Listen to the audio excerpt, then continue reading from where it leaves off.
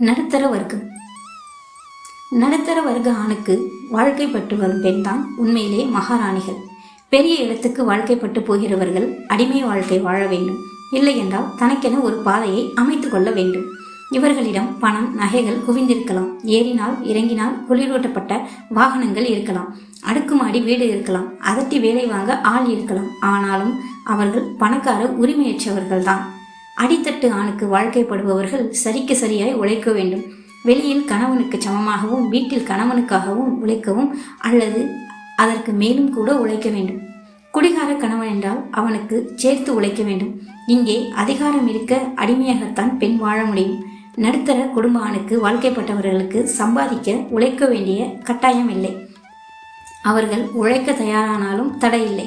கணவனின் வருமானத்தை கணக்கிட்டு செலவு செய்யவோ சேமிக்கவோ முழு அதிகாரம் உண்டு. வேண்டியவர்களை சேர்க்கலாம், வெறுப்பவர்களை விலக்கலாம், எல்லா முடிவுகளையும் தாமே எடுக்கலாம். வியர்வையோடு தூங்கினாலும் பாதுகாப்பாய் ஆதரவாய் தூங்கலாம். பேருந்தில் பயணித்தாலும் உற்றவர்களுடனும் பயணிக்கலாம். கடன் வாங்கினாலும் கவலைப்பட்டாலும் உனக்கு நான் எனக்கு நீ என சாய்ந்து கொள்ள தோள் இருக்கும். இன்ஸ்டால்மெண்டில் வாங்கினாலும் சந்தோஷத்தை ஒவ்வொரு நொடியும் உணரலாம். வெளியில் சென்றுவிட்டு வீடு திரும்ப தாமதமானால் தேடி வர ஆள் இருக்கும்.